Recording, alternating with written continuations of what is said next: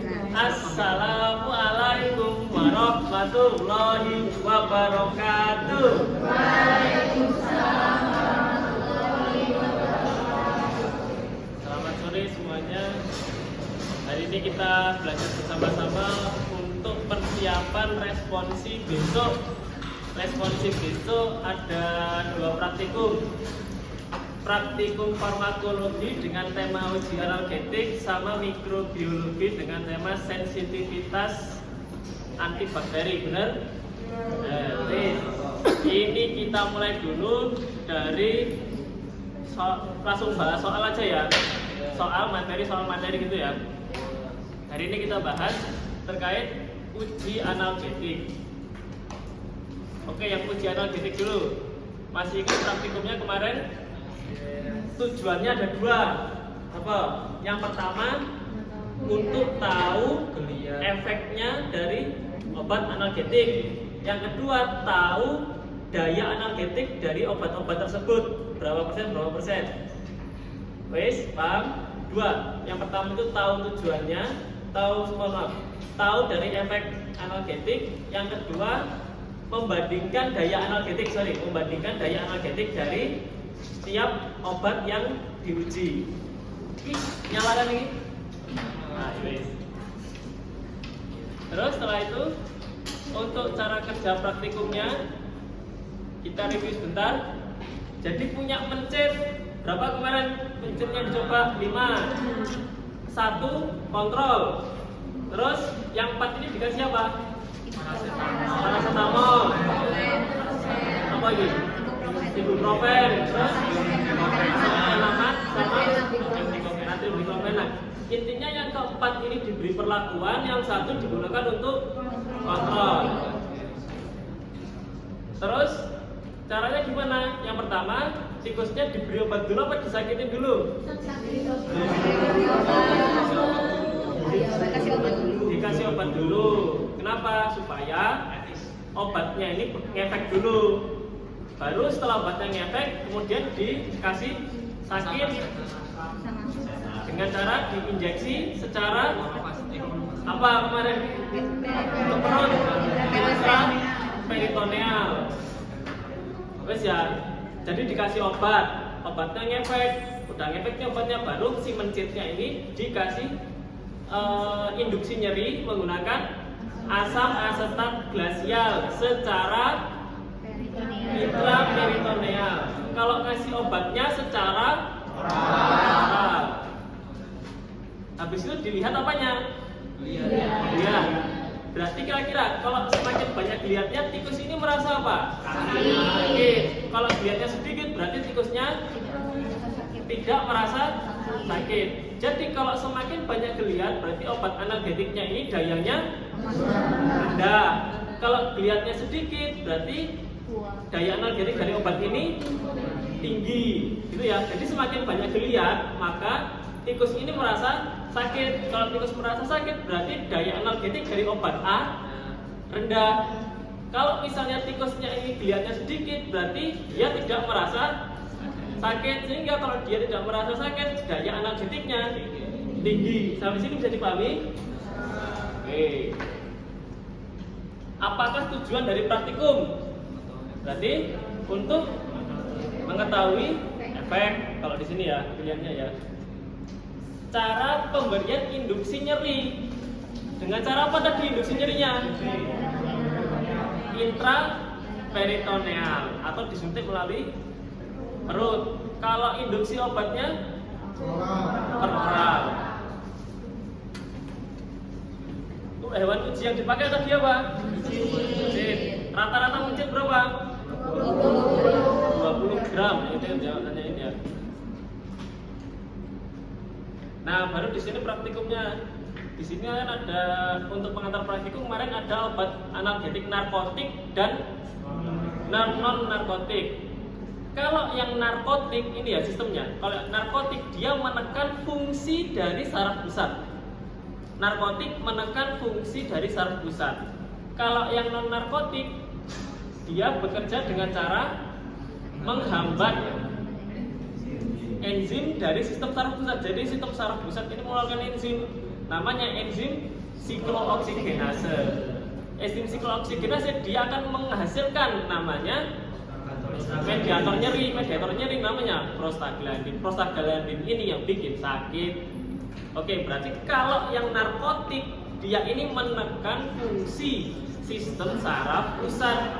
Kalau yang non narkotik menghambat enzim yang diproduksi oleh sistem saraf pusat. Enzimnya namanya siklooksigenase.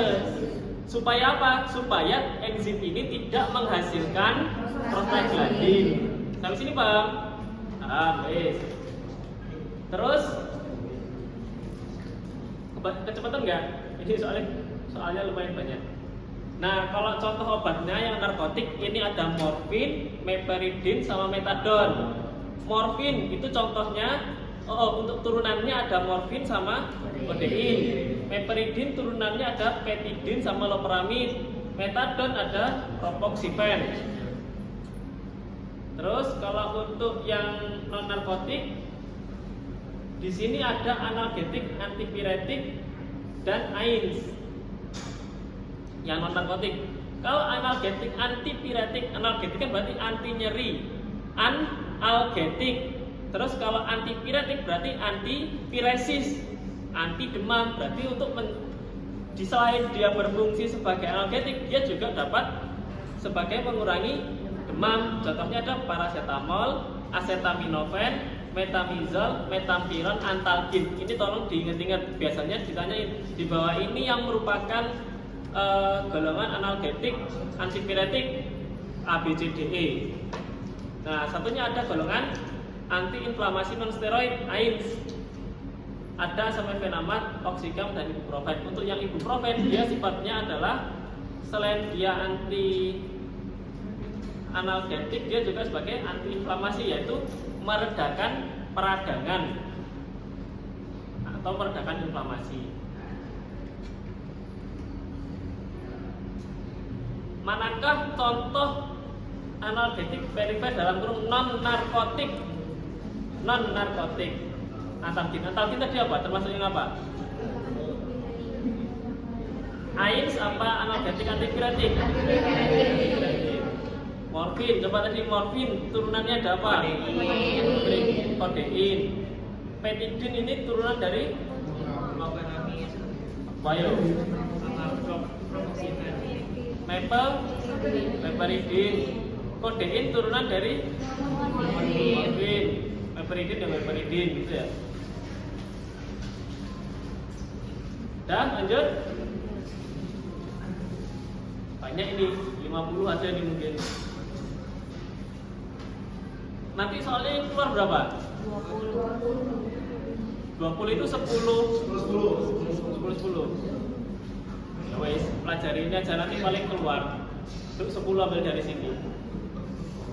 Analgetik manakah yang memiliki efek analgetik dan antiinflamasi? Nah, coba aja, paracetamol tadi apa? Analgetik. Metampiron? Metampiron antipiretik, masih non narkotik, analgetik, antipiretik, metamizol. Nah, metamizol, antipiretik, acetaminophen.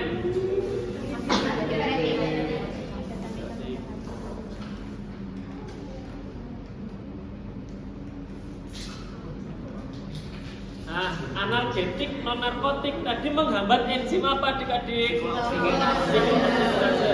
Siklooksigenase ini menghasilkan apa?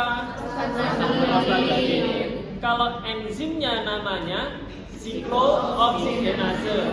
Kalau mediator inflamasi yang dihasilkan oleh siklooksigenase namanya prostaglandin. Paham ya?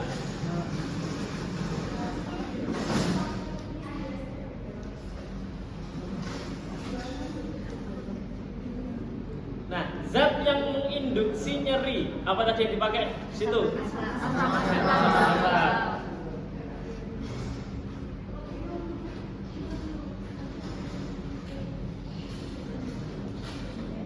Oke, kita itu sama-sama.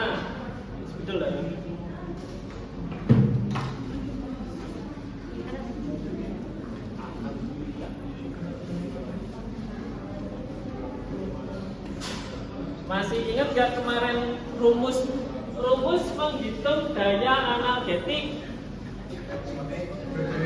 Daya analgetik asingkat daya analgetik. Apa? P perlakuan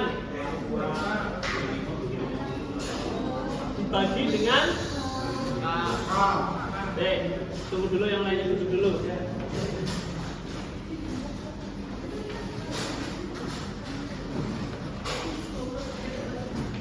Depan sini diisi bisa ini.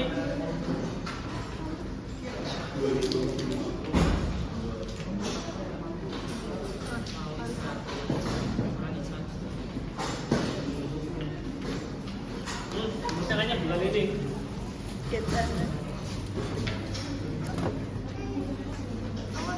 Yo sudah duduk semuanya.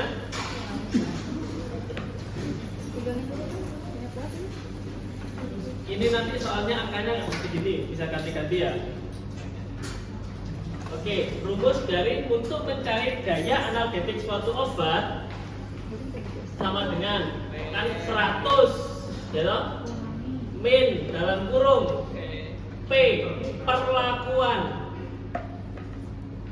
per kontrol kali 100. Ini nanti dijadikan persen. Berarti 100 dikurangi perlakuan berarti apa? 25. Apa tuh yang dimaksud perlakuan? Yaitu ketika dikasih analgetik ini berapa kali menggeliat gitu loh. Dan ini kan tikus, mencit dikasih obat A menggeliat 25 kali, berarti dia adalah yang perlakuan. Perlakuannya dapat dia berapa? 25. Untuk tikus yang kontrol berapa? 50 kali. Ini harus digulung ya, dikali 100 berarti 100 min setengah kan, 5 setengah dikurangi 20 sama dengan 50%. Nanti misal menggeliatnya 30 kali, untuk kontrolnya 90 kali. Coba berarti daya analgetik diketahui dulu. Geliat perlakuan anggap berapa ini?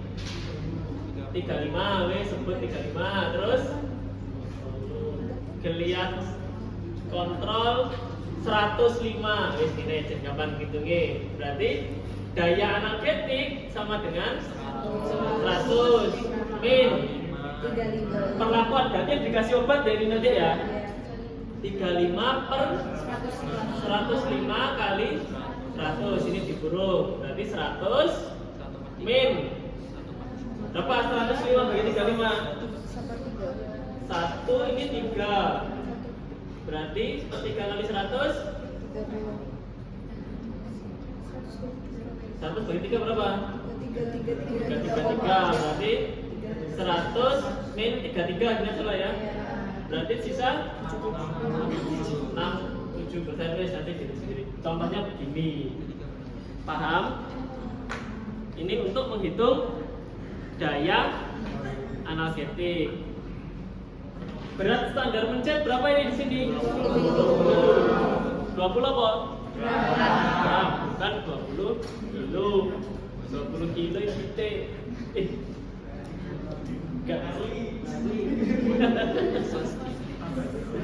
Kalian tahu titik nggak?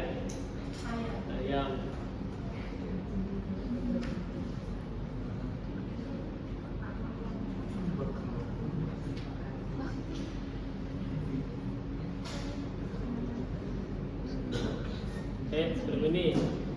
Sebelum ini kita belajar yang ini dulu, dari sini dulu aja.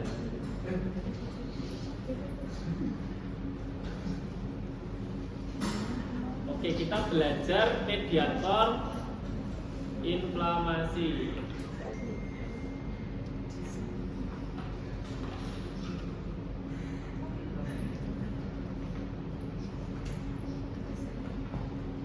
Wes, oke, kita belajar di sini ada namanya cardinal sign, rel tamu. Oke, lanjut dulu. Oke, kita di sini belajar namanya mediator inflamasi. Sebelum mediator kita belajar dulu ada namanya cardinal sign. Artinya adalah tanda-tanda inflamasi. Inflamasi atau peradangan itu ada 5 tanda. Ini harus urut. Yang pertama namanya rubor. Jadi kalau radang atau terluka itu pertama merah dulu. Habis rubor ada lagi namanya kalor. Apa itu kalor? Celana. Bukan. Kalor ya, Bos? Panas. Panas berarti setelah merah terus panas. Habis panas ada namanya pudem atau tumor. Berarti apa? Bengkak. Habis bengkak baru terasa nyeri. Nyeri ini disebut namanya dolor di sini. Kalau semuanya itu dibiarkan, maka akan terjadi namanya fungsiolesa atau kehilangan fungsi. Sampai sini paham? Nah, proses inflamasi itu seperti ini. Contohnya ya. Jadi ketika ada luka, itu masuk bakteri-bakteri. Nah, bakteri ini nanti dimakan oleh namanya makrofag. Iya, kalau lihat gambarnya ini ya. Ini nggak bisa full screen ya. Jadi ketika luka, itu bakteri masuk. Bisa disentuh? Nggak bisa ditarik ya tadi ya. Luka, bakteri masuk. Nanti akan difagosit oleh namanya makrofag. Ini sekedar tahu dulu biar nanti ke belakangnya bisa paham. Luka, bakteri masuk dimakan oleh namanya makrofag. Makrofag ini akan mengeluarkan namanya kemotaksin untuk memanggil sel-sel imun yang lain. Salah satu sel yang pertama kali dipanggil ketika inflamasi namanya sel mas. Dia sel mas di sini. Nah ini sel mas. Nah sel mas ini yang nantinya akan menghasilkan namanya sitokin. Sitokin itu suatu sinyal untuk memanggil monosit, neutrofil dan lain sebagainya. Sel-sel imun yang lain dipanggil oleh sitokin yang dihasilkan oleh sel mas ini. Nah, sitokin ini juga mendorong untuk ketika di sini memberikan sinyal merangsang tadi menghasilkan enzim siklooksigenase untuk menghasilkan prostaglandin agar terasa sakit. Kenapa kalau harus terasa sakit? Ya kalau nggak sakit, ini nanti nggak akan tahu rasa sakitnya di mana, akan dibiarkan saja oleh manusianya. Sampai sini paham? Singkatnya gitu. Nah sekarang mediator-mediator yang dihasilkan oleh sel mas itu menghasilkan mediator-mediator inflamasi. Macam-macamnya adalah ini. Nah ada serotonin, histamin, prostaglandin, macam-macam. Sitokin namanya sitokin proinflamasi, macam-macam di sini. Nah, sitokin proinflamasi ini ada nama-namanya. Ada serotonin, terus bladikinin, kalidin. Fungsinya adalah nociceptor activation, berarti mengaktifkan nociceptor. Noci artinya nyeri, reseptor nyeri. Histamin fungsinya adalah vasodilatasi, berarti pembuluh darahnya mengalami dilatasi atau melebar. Oedem berarti apa? Bengkak. Itching, gatel. Dan nociceptor dan sensasi reseptor nyeri, itu histamin. Kalau prostaglandin dan leukotien fungsinya adalah untuk nociceptor sensasi dari reseptor nyeri. Hiperalgesia, jadi merasa sakit banget. Itu karena ada H+ atau hidrogen. Sitokin, di sini ada nociceptor dan stimulasi adenosin untuk hiperalgesia. Wes, Ini cukup tahu saja, berarti di bawah ini yang termasuk mediator nyeri, siapa yang di sini adanya? Bradikinin fungsinya apa tadi di sini? Aktivasi dari non-sensitif. Ini dihafalin aja, mediator inflamasinya ini. Di sini tidak pernah juga.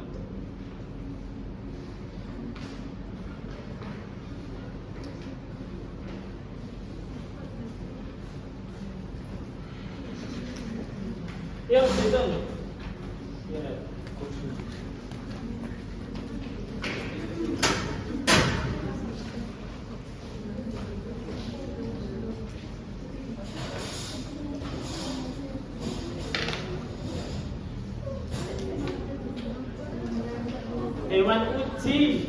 Hewan uji dikasih obat X, terus hewan ujinya menggeliat 25 kali. Berarti itu apa? Perlakuannya dapat hasil 25. Terus kontrol negatif berarti kontrolnya berapa dilihatnya? 100. Ditanya daya analgetik berapa? Berarti daya analgetik sama dengan semuanya 100. Rumuskan dulu min P per K kali 100. Berarti ini 100 dikurangi perlakuannya berapa? 25. Kontrolnya berapa? 100 kali 100. Berarti 100 dikurangi ini ya? Dikurangi 25. Berarti 75%.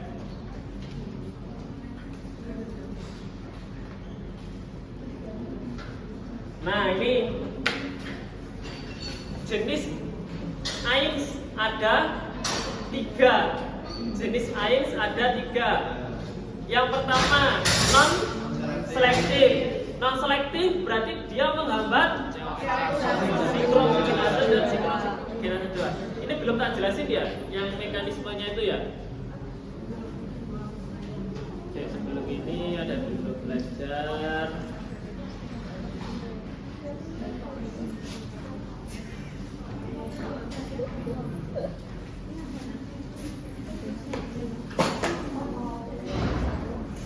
Oke teman-teman semuanya, kita belajar dulu mekanisme gimana toh prostaglandin ini bisa keluar. Pertama, ada gangguan dari membran sel. Ingat, membran sel itu tersusun dari apa? Fosfolipid bilayer. Fosfolipid kan berarti membran sel tersusun atas fosfolipid bilayer, berarti fosfolipid 2 lapis. Nah, fosfolipid ini ketika dia rusak, dia akan menghasilkan namanya enzim fosfolipase. Fosfolipid rusak menghasilkan enzim fosfolipase. Fosfolipase ini akan merangsang namanya asam arakidonat. Asam arakidonat. Cek kalau mikir.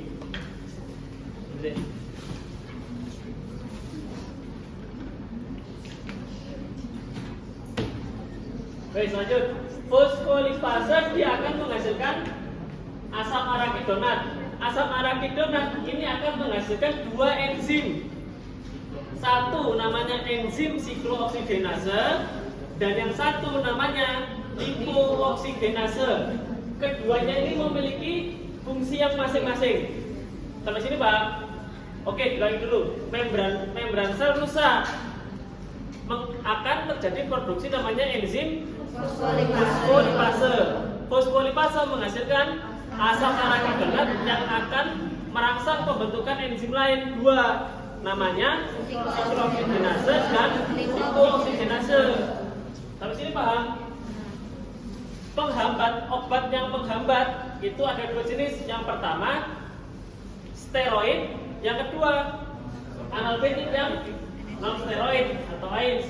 Kalau kortikosteroid berarti dihambat, tidak menghasilkan enzim enzim fosfolipasenya ini dihambat sehingga tidak akan terjadi pembentukan enzim siklooksigenase dan lipooksigenase.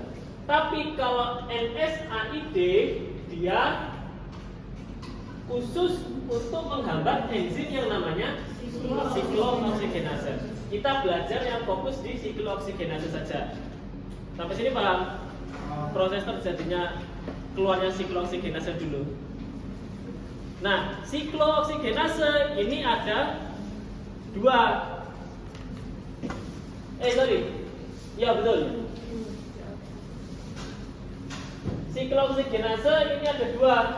Siklooksidgenase 1 dan siklooksidgenase 2. Yang menghasilkan prostaglandin itu yang siklooksidgenase yang 2. Jadi kalau kita murni pengen menghilangkan nyerinya tok berarti kita harus cari obat yang menghambat siklooksidgenase 2. Kalau siklooksidgenase 1 menghasilkan tromboksan sama prostasiklin. Prostasiklin ada fungsinya masing-masing, yaitu untuk proteksi lambung, vasodilatasi dan lain sebagainya. Nah, kalau khusus untuk mengatasi nyeri dan peradangannya, ini kita fokus untuk menggunakan obat yang menghambat siklooksidgenase 2. Nah, kalau misalnya yang non selektif berarti dia menghambat COX-1 dan COX-2. Apa akibatnya kalau COX-1 dan COX-2 dihambat? Proteksi lambung ini juga dihambat. Jadi lambung ini kan menghasilkan namanya mukus. Mukus ini fungsinya untuk melindungi lambung dari asam lambung. Kalau produksi mukus dihambat, otomatis akan terjadi kemungkinan cedera pada lambung karena asam lambungnya meningkat dan tidak ada proteksi dari mukus. Jadi ditanyain ada riwayat mah atau enggak?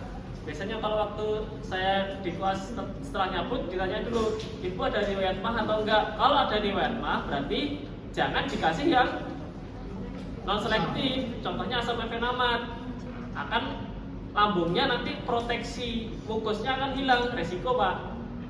Nah kalau yang baiknya adalah langsung yang siklooksidgenase 2. Nah oke.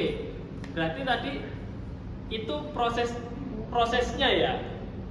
Terus untuk obat analgetiknya sendiri itu dibagi menjadi 3. Yang non steroid, ini kita bicara non steroid karena praktikumnya analgetik yang non steroid. Ada 3. Yang pertama itu non selektif, berarti dia menghambat COX-1 dan COX-2. Ini obatnya daftarnya ini.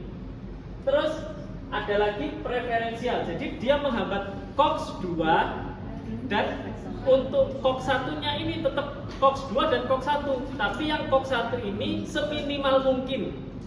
Paham ya? Tidak kayak yang non selektif ini. Jadi kalau yang non selektif dia menghambat COX-1 dan COX-2. Kalau preferensial dia menghambat COX-2 dan COX-1 seminimal mungkin. Jadi masih ada kayak apa tadi? Menghambat mukus tapi nggak terlalu menghambat, gampangannya ngono lah. Dengan efek COX-1 seminimal mungkin. Kalau yang selektif berarti hanya menghambat COX-2. Wes dipeleni. Nek non selektif berarti menghambat 1, 2. Nek preferensial dia menghambat COX-2 dengan efek COX-1 seminimal mungkin. Kalau yang selektif berarti hanya COX-2 saja. Kalau yang selektif ini gampang dihafal, belakangnya toksik. Sampai sini paham?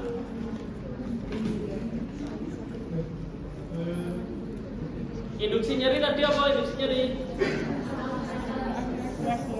Obat pereda nyeri disebut?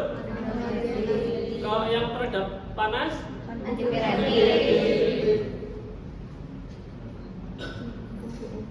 Asam mefenamat golongan enggak kurang lengkap misalnya.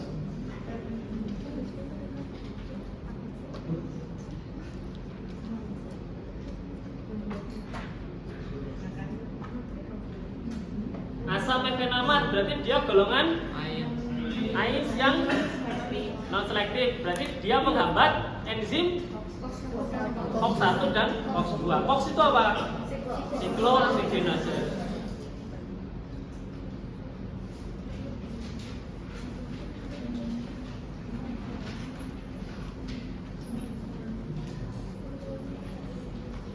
mediator inflamasi yang memiliki efek utama vasodilatasi dan edem. Vasodilatasi dan edem siapa ini? Histamin. Katanya diapa lagi Pak? Ini soalnya kalau aku jadi pembuat soal, manakah mediator inflamasi yang memiliki efek utama hiperalgesia? Jadi bisa hidrogen dan atau adenosin. Variasinya banyak kalau soal yang kayak gini.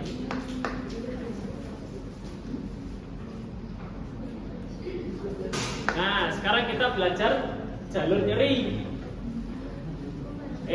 Tak kasih langsung ini aja. Jalur nyeri itu dibagi jadi dua, cepat tajam sama lambat kronis. Kalau yang cepat tajam dia dipicu oleh rangsangan mekanik atau termal. Mekanik contohnya kegores, ketusuk. Kalau termal berarti panas, ya toh? Kamu ketusuk refleksnya cepat atau lambat? Kamu kebakar refleksnya cepat atau lambat? Nah, kalau yang lambat kronis ini contohnya dipicu oleh rangsangan kimia. Contohnya apa? Kamu kena ini obat pel yang mengandung asam. Nah, itu berarti kan nggak langsung pada saat itu juga kamu merasa perih toh. Pasti beberapa saat setelahnya baru merasa perih. Terus mekanik atau termal yang menetap, maksudnya gimana? Kamu dipukuli pelan tapi berjam-jam. Kamu dimasukin ke penghangat ruangan tapi selama sehari. Nah, contohnya begitu. Gak langsung pada saat itu juga kamu merasa sakit, tapi sesaat kemudian atau beberapa saat kemudian rasa sakitnya baru muncul. Itu contoh dari yang lambat kronis. Udah ya, maksudnya cepat tajam sama lambat kronis ini dibahas satu-satu. Kalau yang cepat tajam itu rangsangannya mekanik atau termal. Serabut yang menghantarkan namanya serabut A bermielin, sing D itu yang besar. Terus rasa sakitnya cepat, tajam, vokal apa lokal ini kayaknya, jadi pada daerah situnya. Kecepatannya sekian, neurotransmitternya namanya glutamat. Ini ya. Nah, yang cepat tajam, rangsangannya mekanik atau termal, diantarkan serabut A delta bermielin, sakitnya cepat tajam, neurotransmitternya glutamat. Kalau yang lambat kronis dipicu rangsangan kimia atau mekanik termal yang menetap. Yang menghantarkan siapa? Yang kecil, makanya lama. Oleh serabut tipe C tidak bermielin. Kemudian rasa sakitnya tumpul lambat, tumpul diffuse, menyebar. Terus kecepatannya dasar diperantarai namanya neurotransmitter P. Tadi kalau yang cepat tajam neurotransmitternya glutamat, kalau yang lambat kronis neurotransmitternya P. Sekarang soalnya ditanyakan serabut untuk mentransmisikan nyeri tumpul diffuse lambat. Berarti ini yang lambat kronis. Yang mengatakan C. Sampai sini paham?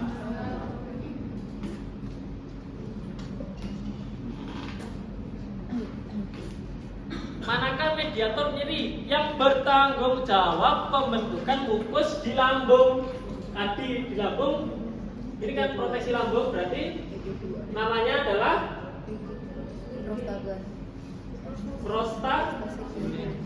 prostasiklin harus sih. Ini berarti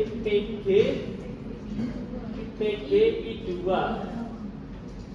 Nah, ini prostasiklin bukan prostaglandin ya. Prostasiklin I2.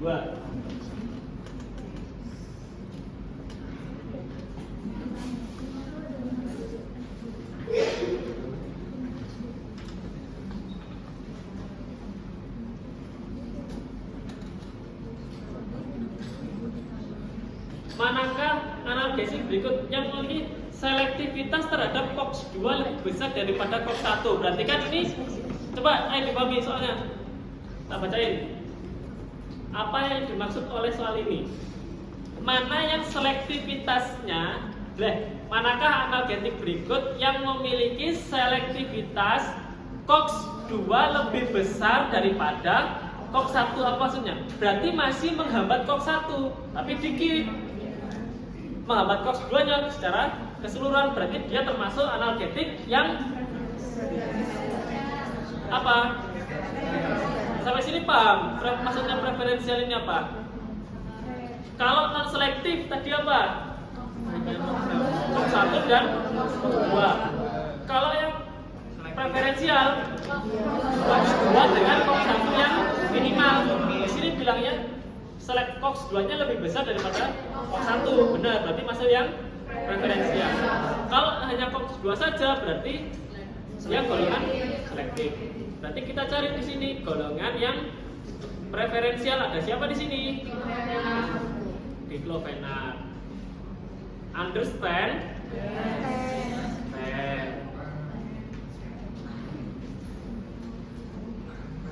Nama tesnya ini tadi, ingat-ingat ya kalau ditanya nama tesnya namanya breathing test. Breathing test is a chemical method, metode kimia used to induce pain, untuk menginduksi rasa sakit of peripheral pada daerah tepi dengan cara injeksi bahan iritan. Tadi kan dengan cara injeksi apa teman tadi? Asam asetat. Terus analgesik, aktivitas analgesik akan apa yang artinya Pak? Akan bertambah atau berkurang frekuensinya. Oh iya, ini intinya tes ini dikasih induksi nyeri, kemudian dikasih obat kembali ya, dikasih analgetik dulu baru diinduksi nyeri, itu namanya tes breathing.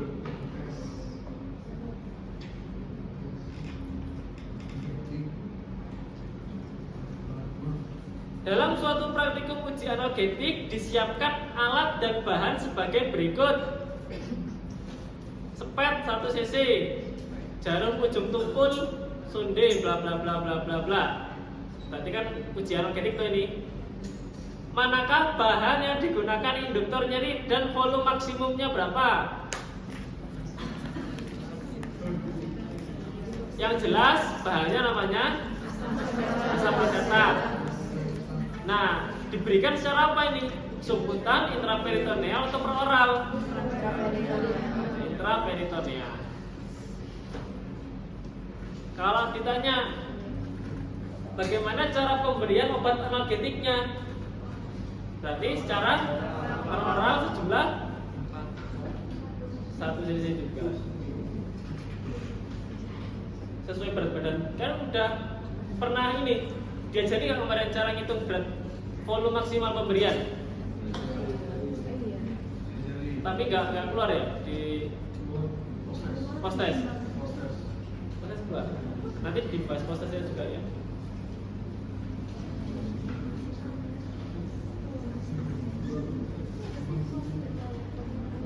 Bagaimana mekanisme kerja dari bahan uji untuk hewan kedua? Hewan kedua siapa ini?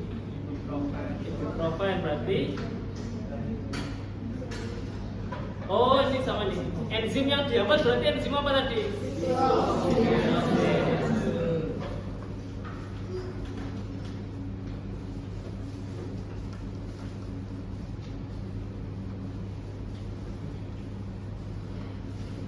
Mana yang paling kuat? Oke, dilihat, nggak usah dihitung. Tadi apa? Semakin banyak geliat, berarti tikusnya merasa sakit.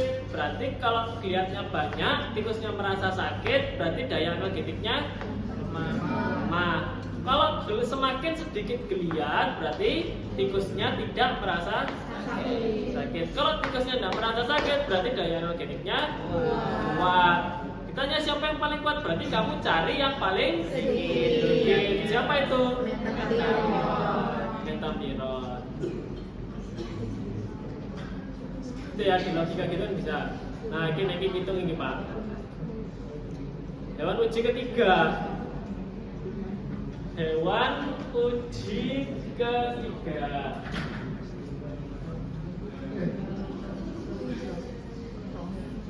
Oke, berarti hewan uji ketiga dikasih apa itu? Paracetamol. Dikasih paracetamol, hewan ujinya ini menggeliat berapa kali? 40. Berarti perlakuannya 40. Kontrolnya yang mana? Wades. Berarti cuma dikasih air tok kan itu? Berapa?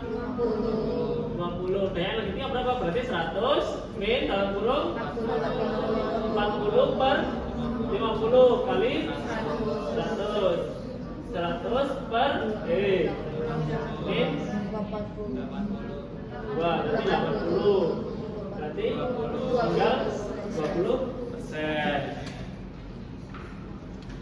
Bisa yang hitung daya energetik? Ya, tinggal maksudnya perlakuan itu apa, kontrol apa. Tumpul difus lambat, serabut saraf. C. Cepat tajam lokal. A. Data bermielin. Ini sama ya? Kelihatan ya? Daya energetik paling kuat siapa tadi? Metapiron sama. Kalau yang ini, nah ini 2021 yang ada biru-birunya terbaru ini. Setelah 2021 itu masih online dulu. Enggak deh. Kalau yang background ini, nah yang warna coklat ini 2018, ini 2019. Kalau yang belum dibahas ini masih kosongan, ini 2020. 2021 udah offline kemarin.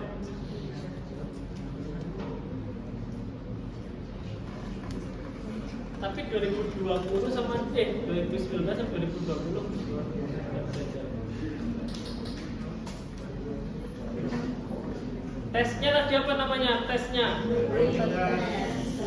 breathing test. Yang punya efek vasodilatasi sama edem tadi apa? Si satunya apa selain tadi yang resepnya histamin? Bradykinin tadi apa? Bradykinin nosiseptor, aktivasi nosiseptor itu bradykinin. Berarti ini pilihannya kan yang dikeluarkan bradykinin, satunya tadi yang dikeluarkan histamin. Kalau orangnya males bikin soal baru. Ini tuh kumpulan 3 tahun soal ya lumayan berarti. Oh, kan udah kepetok paling hari ini diambil 10 secara acak gitu. Bisa. Ini sama. Fox 2 lebih besar sama.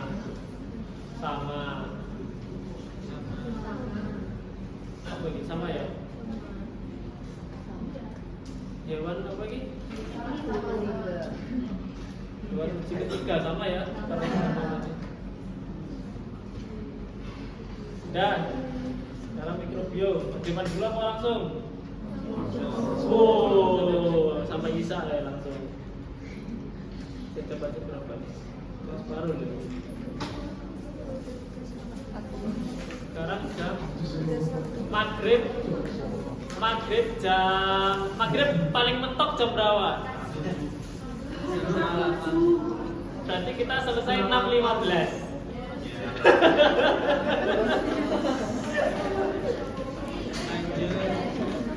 Kok nek di TK ini kuburan, pulau menuntut ilmu hukumnya wajib. Kok nek di TK ini udah surat alasannya menuntut ilmu. Dilanjut apa sangat sih? Woi. Lanjut angkat tangan, sholat angkat tangan.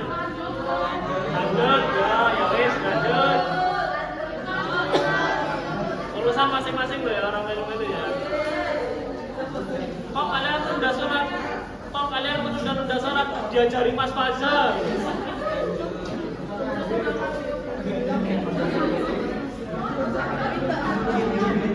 Woi, saya bisa dilanjut.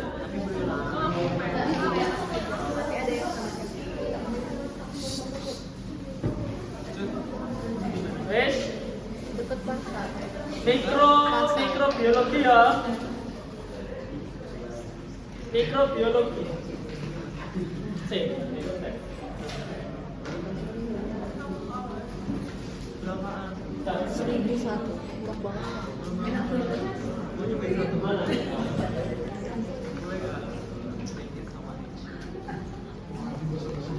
Wih, resiko Pak.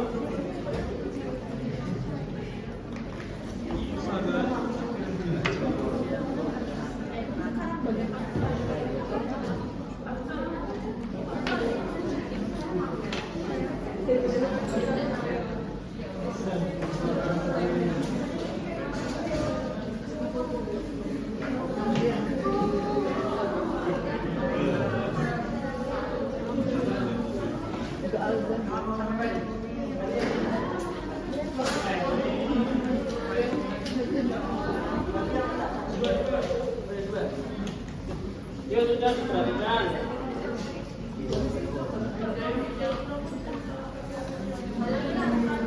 Ayo diperhatikan dulu. Sekarang kita belajar mikrobiologi. Wes.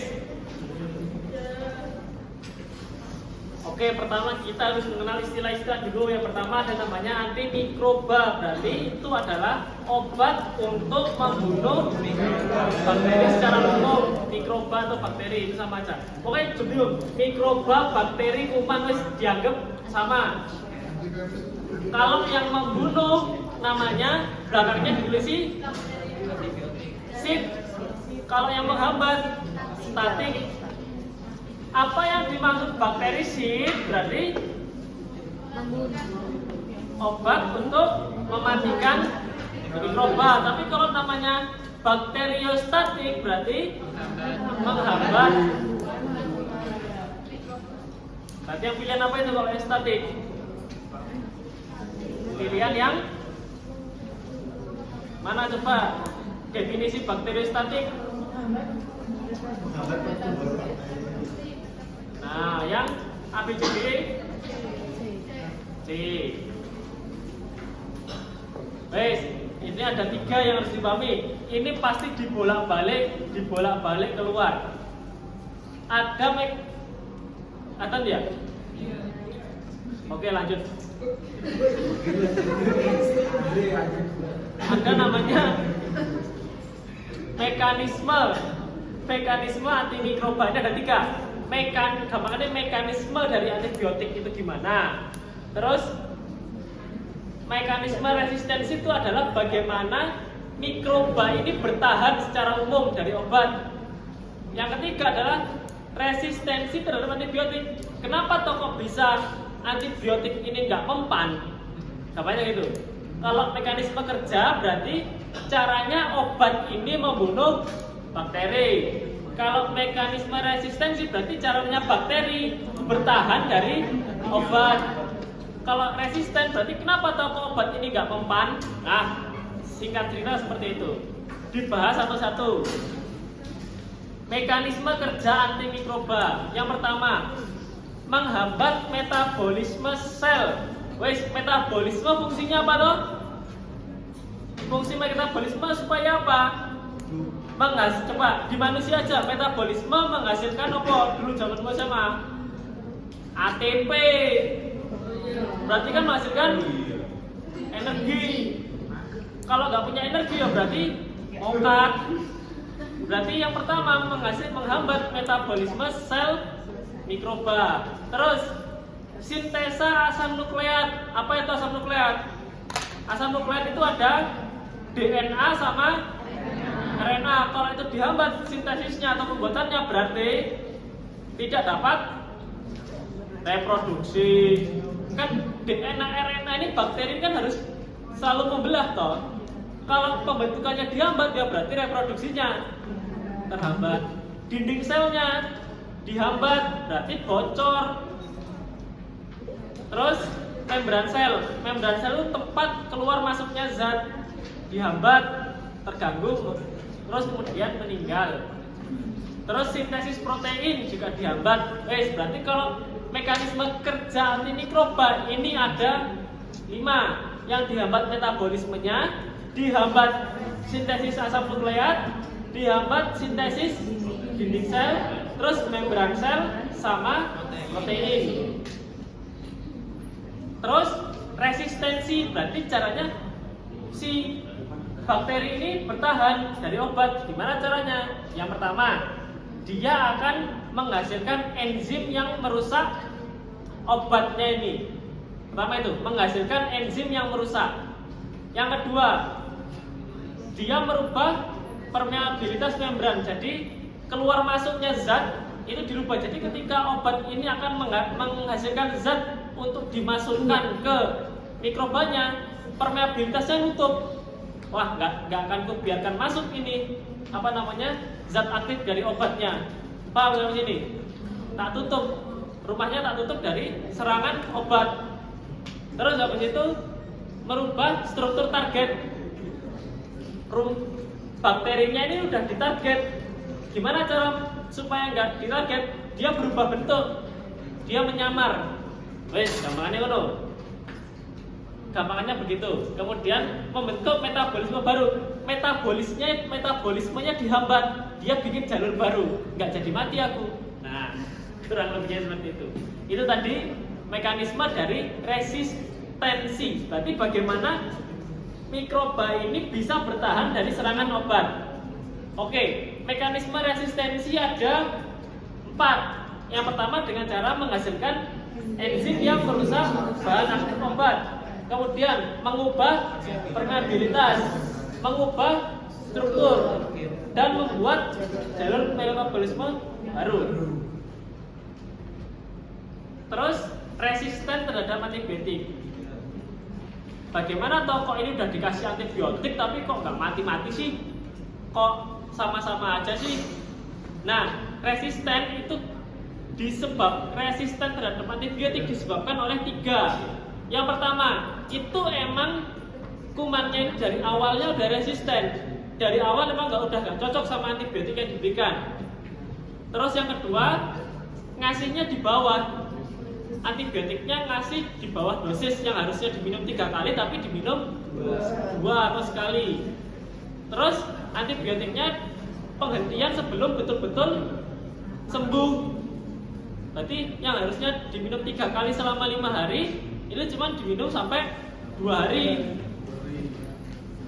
Ya, berarti untuk mekanisme resistensi terhadap antibiotik itu ada 3. Yang pertama, memang dia resisten terhadap antibiotik tersebut. Kedua, dosisnya di bawah.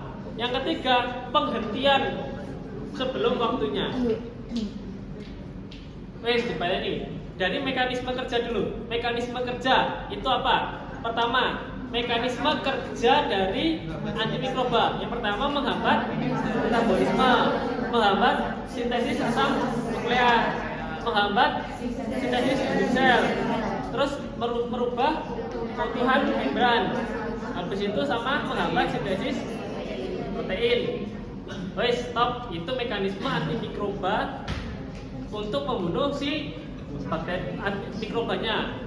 Terus kalau mekanismenya mikroba bertahan dari obat, itu pertama menghasilkan enzim yang merusak dari bahan aktif. Terus permeabilitasnya dirubah, jadi bahan aktif nggak bisa masuk. Terus strukturnya dirubah, wah saya bukan targetnya ini, gitu. Terus membentuk jalur metabolisme baru karena sebelumnya sudah dihambat. Terus kalau caranya resisten terhadap antibiotik, pertama gara-gara apa kok bisa resisten ini?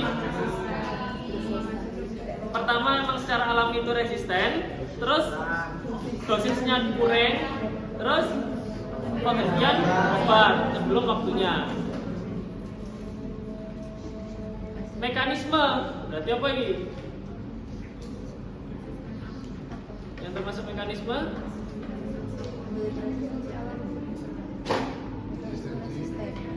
resistensi secara terhadap antibiotik. Kalau itu pilihan D itu apa? Pilihan D. Oh, melebihi bukan ya? Harusnya di bawah.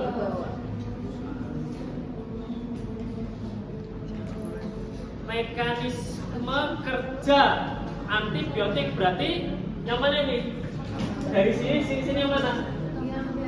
Bawah sendiri. Ya kan? Termasuk mekanisme antibiotik. Ada apa aja tuh mekanisme antibiotik? Disebutin semua. Metabolisme dihambat.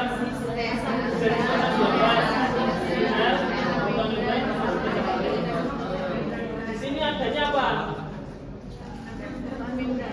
Menghambat menghasilkan enzim yang berbahan toksik. Apa yang menghasilkan enzim? Resistensi terhadap antibiotik. Mengubah struktur berarti mekanisme resistensi. Enggak ada.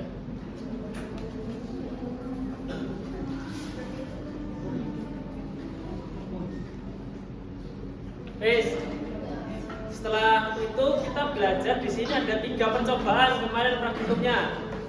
Ada metode delusi dan metode difusi. Delusi ya wes, delusi tok 1.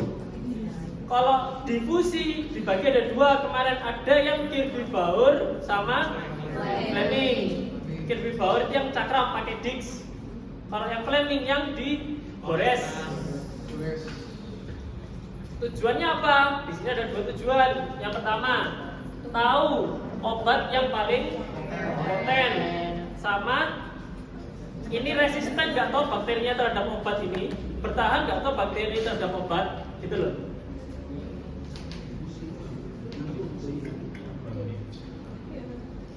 Berarti ini apa jawabannya? Tujuan dari uji sensitivitas. Apa tujuannya tadi? Obat yang poten. Guys, kita belajar yang Kirby-Bauer. Tadi Kirby-Bauer ini yang metode apa maksudnya? Ya, difusi apa delusi? Difusi. Tujuannya adalah untuk mengetahui sensitivitas kuman terhadap obat antimikroba dengan cara melihat besarnya zona obat. Jadi Kirby-Bauer ini satu jenis kuman atau kumannya satu jenis, obatnya macam-macam. Kita jelasin satu-satu dulu aja dari Fleming dulu. Dari delusi dulu.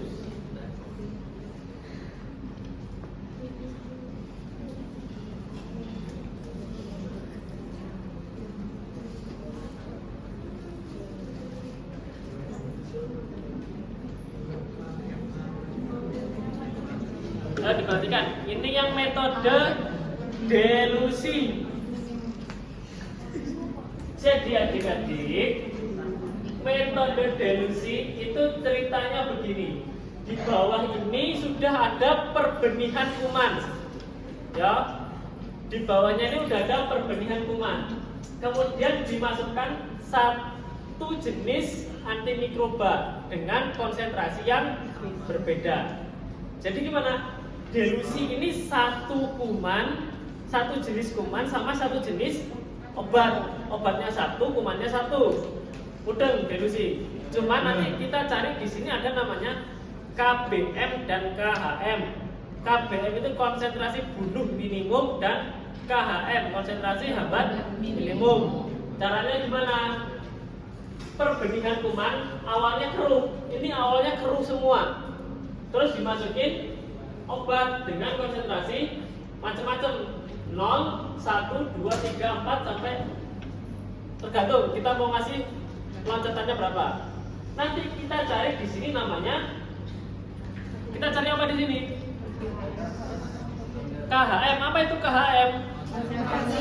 Konsentrasi hambat minimum atau konsentrasi terkecil yang dapat menghambat pertumbuhan kuman.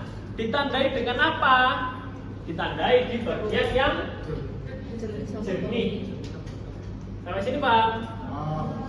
Jadi metode delusi yaitu dengan cara antimikroba dengan konsentrasi tertentu dimasukkan ke dalam perbenihan kuman. Intinya itu tujuannya adalah untuk mencari apa ini tadi? KHM. Apa itu KHM? Konsentrasi hambat minimum, yaitu adalah konsentrasi terkecil yang dapat digunakan untuk menghambat pertumbuhan dari kuman. Kalau di contoh gambar ini berarti KHM-nya berapa di sini? 8.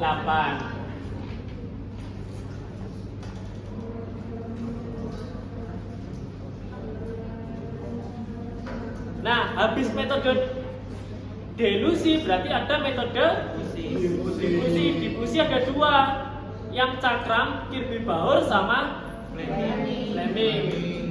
Fleming dulu aja.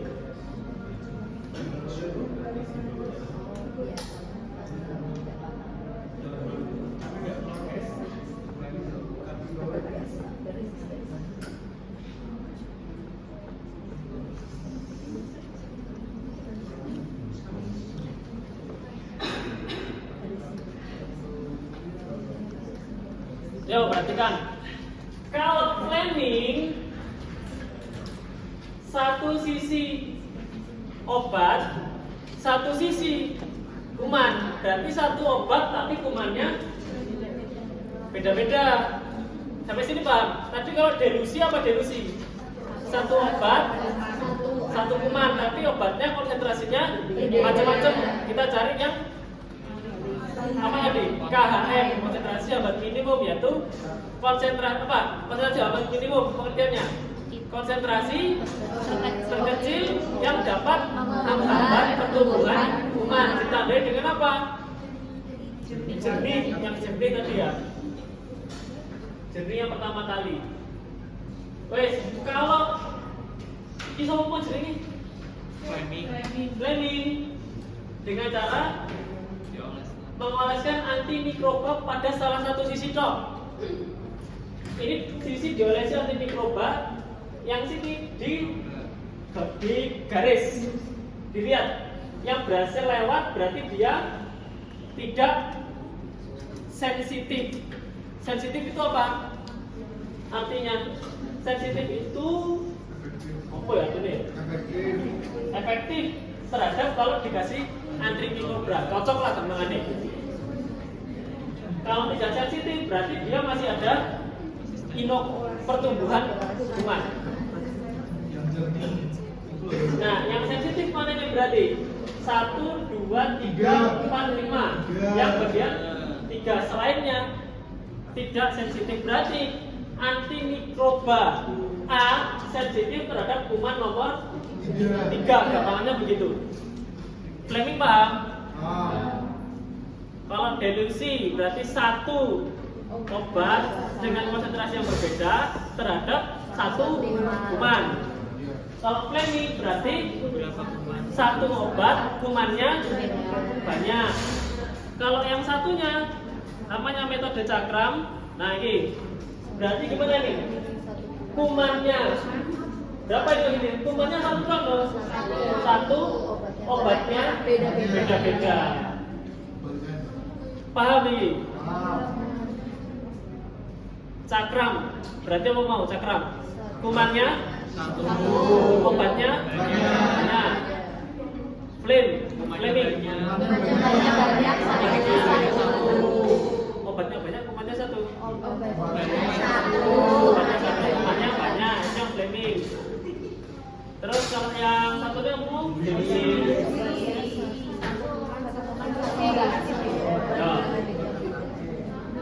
Wes, kalau yang Kirby Bauer caranya gimana?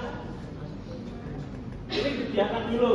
Medianya namanya Muller-Dixon agar. Ingat, media perkembangbiakan namanya Muller-Dixon agar. Terus dioleskan secara merata bakterinya. Habis itu ditaruh Vicks antimikroba dengan jarak sekitar 1 plate itu 3 dan dicatat jenisnya. Diinkubasi terus dilihat zona hambat. Nah, zona hambat ini ada 3 3 jenis. Ayo dibandingkan. Zona hambat ada 3 jenis. Ada yang dia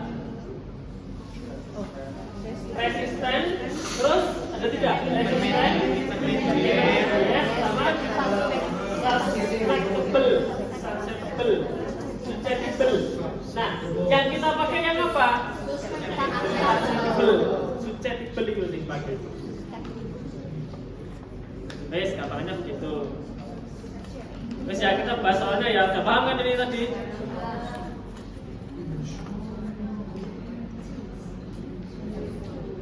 Dari mana tadi ya?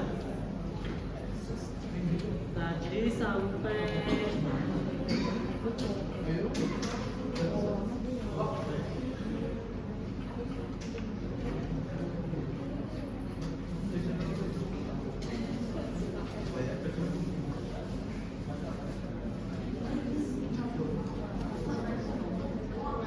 oh ya, nih. Tadi kalau medianya namanya bulan harga. Kalau standar kumannya, jumlah kumannya 0,5 hektaran. Paham? Medianya bulan harga. Standar kumannya 0,5 hektaran. Ini ya, McFarlane yang ditanya berapa ini standarnya? 0,5. Cara mengukur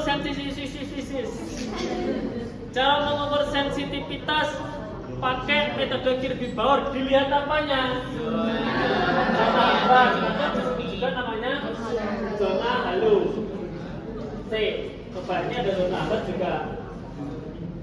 Kalau tingkat kekeruhan ini apa nih?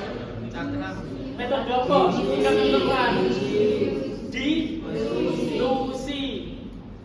Jarak terbentuk antara kuman dengan batas apa nih? Jarak yang terbentuk dari kuman dari batas. Zona hambat di sekitar disk antibiotik dipilih diameter paling besar. Betul nggak? Kita pilih diameternya yang apa? Susceptible. Dengan cara tapi susceptible itu bukan yang paling besar ya, tapi yang cocok dengan tabel. Zona halo terbentuk disesuaikan tabel. Nah, benar ini. Nah, konsentrasi kecil. Ini apa nih kalau konsentrasi terkecil? Metode dilusi. Sorry, ulang lagi ya. Tadi zonanya ada 3, resisten, intermediate, sama susceptible. Tahu resisten intermediate sama susceptible dari mana? Dari tabel ini. Misal obat A terhadap bakteri ini. Ini sudah ada keterangannya. Resisten diameter sekian. Resisten dengan diameter di bawah sekian. Terus apa? Resisten intermediate dengan diameter sekian sampai sekian. Terus satunya susceptible dengan diameter di atas sekian. Terus gampangnya gitu.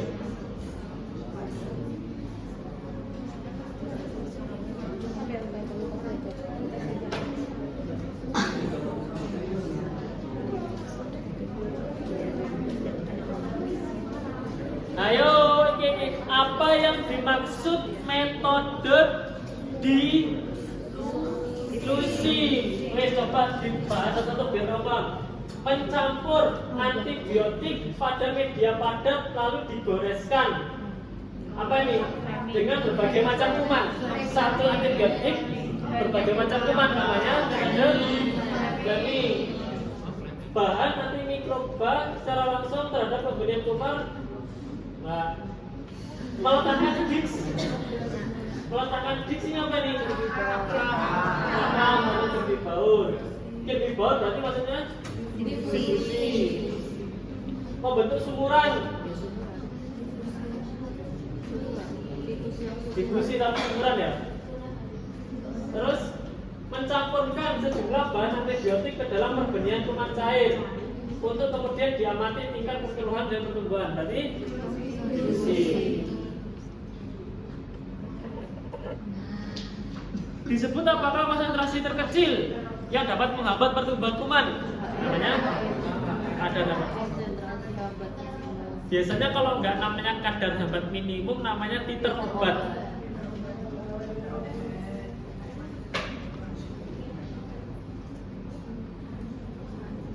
Ini sama ya, bakterisid tadi ya. Nah, ini beda ini.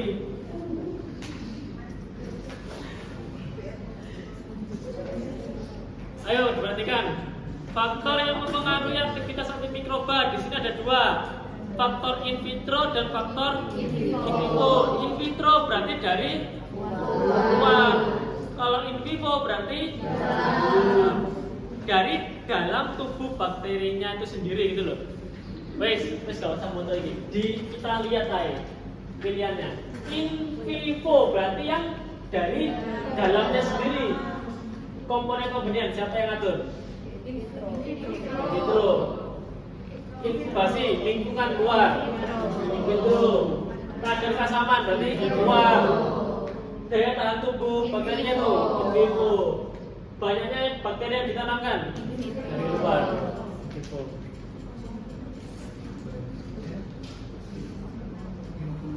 Ini sama ya, resistensi. Ini dihafal bener, ini dibalik-balik biasanya. Resistensi terus mekanisme sama resistensi terhadap antibiotik. Apa nih jawabannya kira-kira? Ini kan sebelum waktunya. Mekanisme kerja antibiotik sama ya, ini sudah dibahas tadi ya.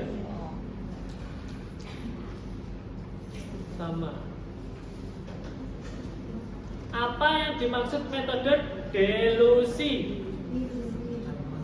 Mencampurkan sejumlah bahan antibiotik. Ini maksudnya antibiotik dengan konsentrasi yang berbeda gitu loh, ke dalam perbenihan kuman cair, kuman yang di bawahnya ini tadi. Terus diamati tingkat kekeruhannya.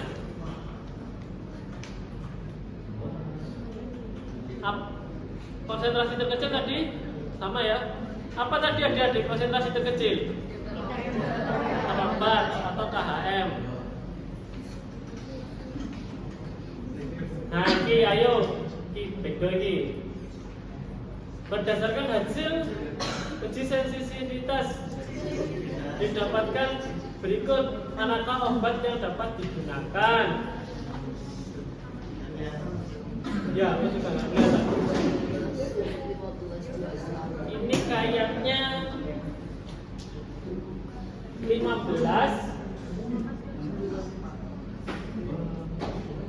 25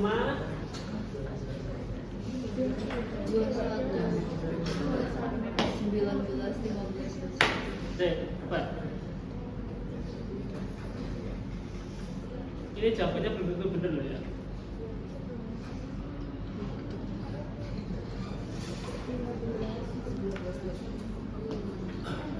Ini coba 15 ya, 15 di sini.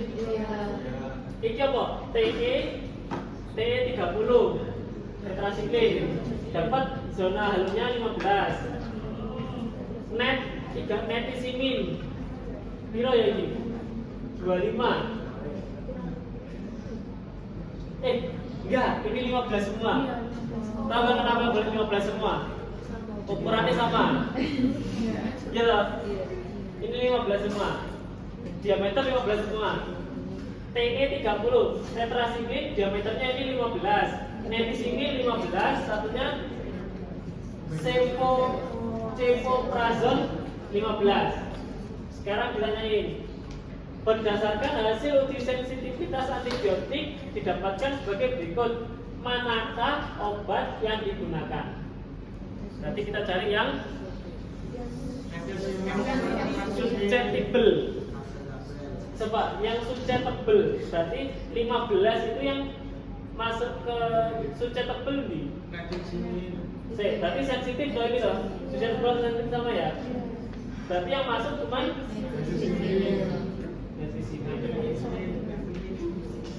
ini masuk gak ini? Di bawah 21 loh. Tapi 2 sekitar kan. Oh iya. Kalau 15 kan selesai. Ya berarti yang masuk apa nih? Yang masuk sensitif cuman yang di sini. Sampai sini bingung nggak lagi? Bingung. Wes ya tak baleni ya. Kalau nemu soal kayak gini, dilihat diameternya berapa dari tiap zona hambat. Terus dicocokkan di tabel diameternya 15. Langsung kamu cari tabel sensitif yang 15 ini masuk. Siapa yang 15 ini masuk? Di sini. Sampai sini paham? Berarti jawabannya netizen saja.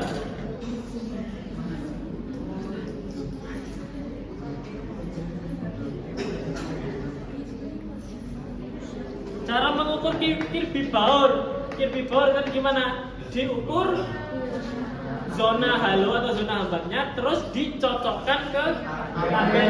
Pilih yang sensitif atau susceptible.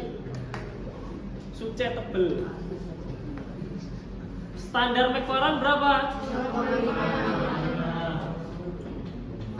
Tujuan kepekaan obat katanya poten, pokoknya kamu kata poten jawabannya. Nah, sono, halo, ayo lagi terusan. Itu paling Mengetahui sensitivitas dan resistensi suatu. Nah, kadang bisa gini, dirubah soalnya. Kalau nggak dirubah soalnya, dirubah pilihannya. Difusi. Kirby Baur. Agar tadi medianya apa tadi medianya? Molar Hinton. Kalau standar kumannya 0,5.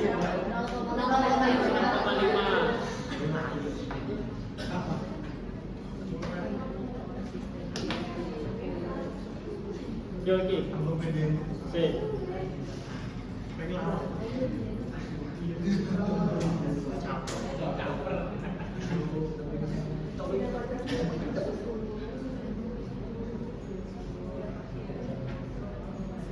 Oke.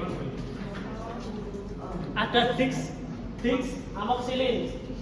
Dengan keterangan amoksilin ini akan resisten kalau di bawah 13 berarti resisten. Nggak bisa. Terus intermediate antara 14 sampai 17. Susceptible di atas 18. Jika kepekaan obat tersebut didapatkan 10, berarti di bawah 13 berarti resisten.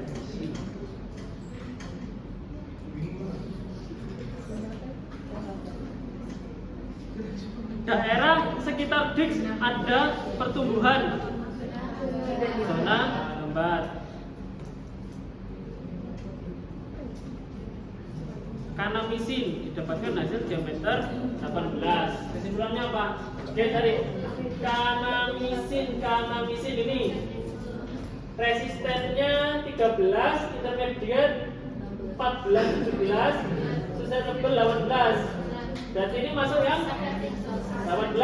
Berarti sensitif atau jangan bingung ya, susceptible sama sensitif itu sama.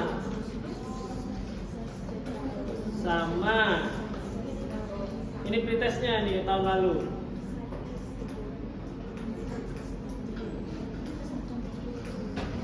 Sama.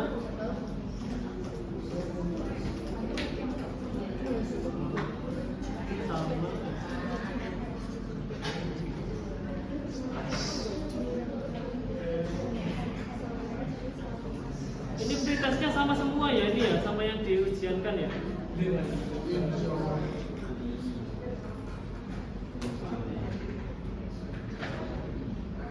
Antimikroba secara in vitro apa mau? In vitro berarti dari dalam atau dari luar? Nah, in vivo dari dalam. Nah ini loh, ini apa loh ya Pak? Resisten antibiotik sama mekanisme kerja. Ini apa kita? Tak kirim nih grup itu ya, reservasi ya.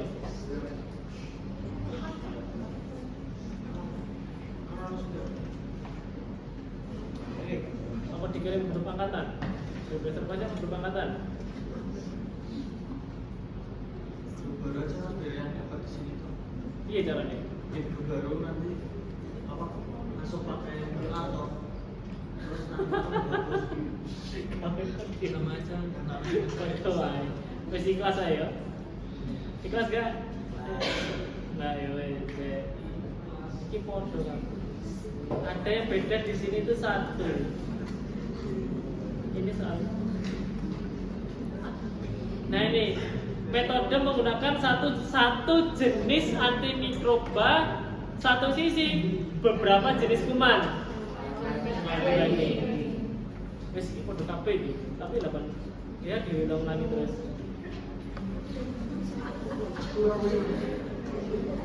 Wes sudah selesai nih.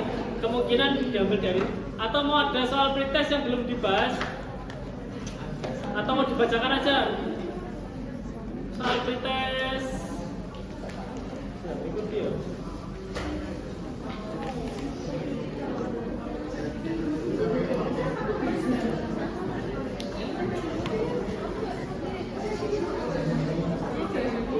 Oh, ada yang nyimpan soal pretest? Ada yang nyimpan soal pretest? Apa? Dibacakan? Dikirimkan.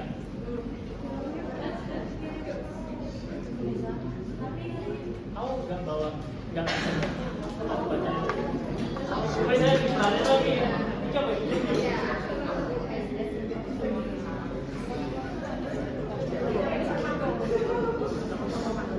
Target, ayo. Target obat pereda nyeri. Targetnya tadi apa? Entah narkotik atau non narkotik. Targetnya apa? Saraf pusat, saraf perifer, jantung, paru, mata. Jadi kan itu, entah dia narkotik atau non narkotik, itu targetnya adalah sistem saraf pusat. Bedanya kalau narkotik dia menekan fungsinya, kalau yang non narkotik dia menekan enzim yang dihasilkan.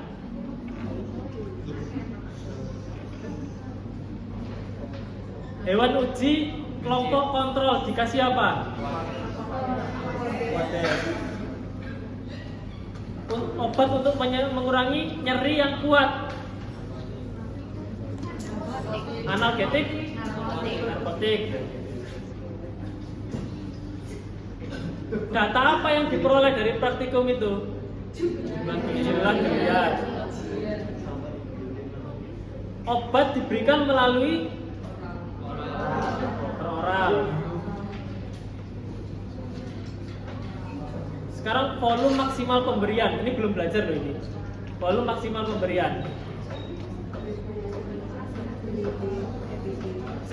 Ini kemungkinan keluar nih. Volume maksimal pemberian ini.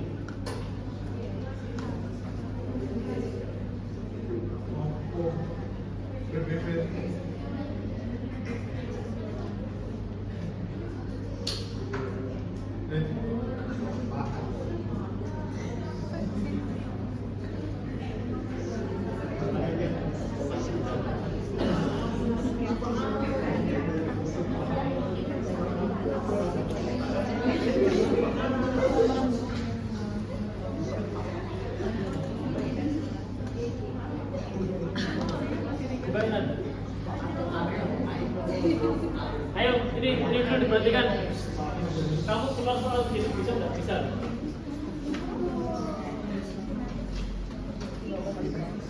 Coba dibaca.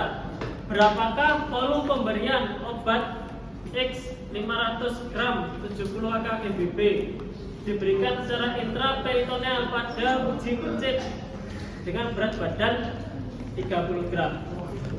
Wes, kita terus dulu. Volume pemberian BP sama dengan apa itu rumusnya?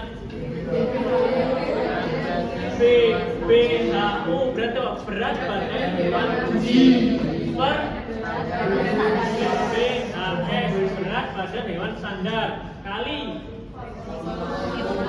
volume maksimal kali setengah. Sekarang mau dikasihkan ke siapa itu? Pencet berat badan standarnya berapa? Berat badannya sekarang nanti BBHU berapa? Per BBHS. Volume pemberian maksimal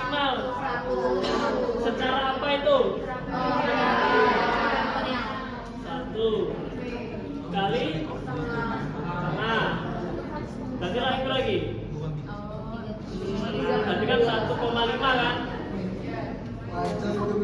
Per 2. Berarti sama dengan 0, ini biasanya kalau soal gini sampingnya ini udah ada tabel. Tapi rumusnya, nah jangan berkaitan sama ini. Miligram ini nggak dipakai.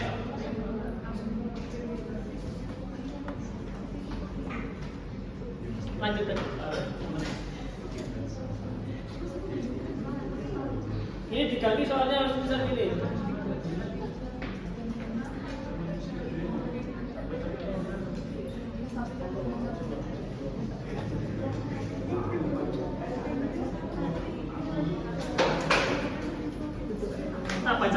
Bacain nanti kan. Dosis diklofenak untuk hewan uji 0,2 mg per gram berat badan. Berat mencit 25.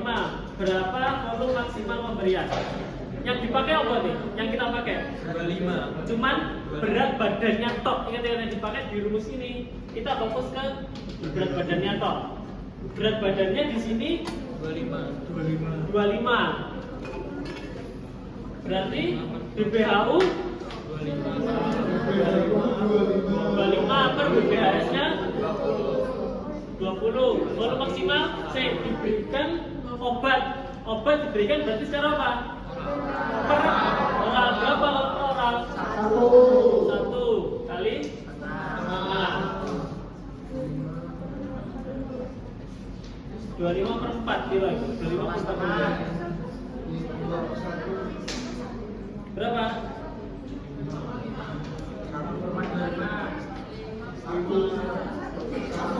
Oh itu sih kecil loh.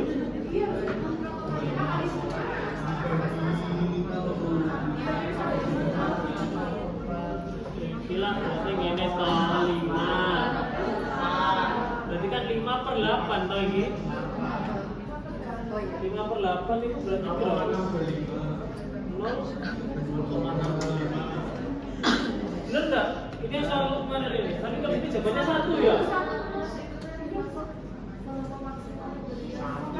Oh, volume maksimal pemberian untuk rute oral berapa? Berarti 1. Tapi kalau untuk mencitnya yang ini berarti 0,65 mili.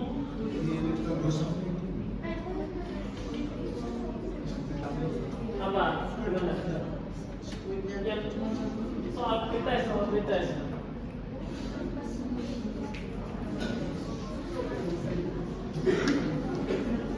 Obat untuk nyeri ringan hingga sedang. Berat sadar mencit 20.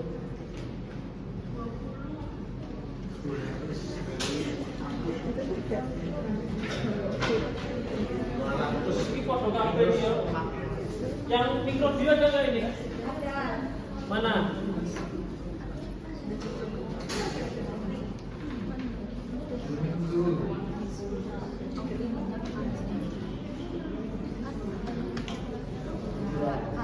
Antimikroba untuk membunuh bakteri.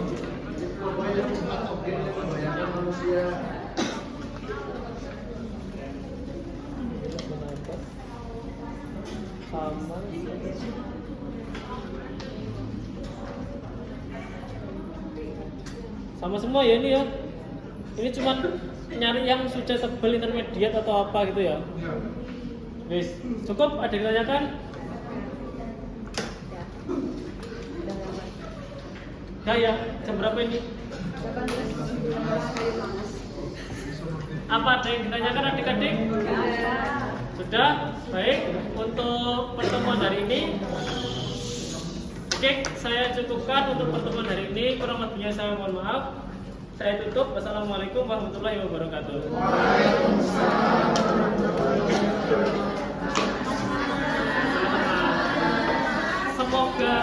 Semoga keluar.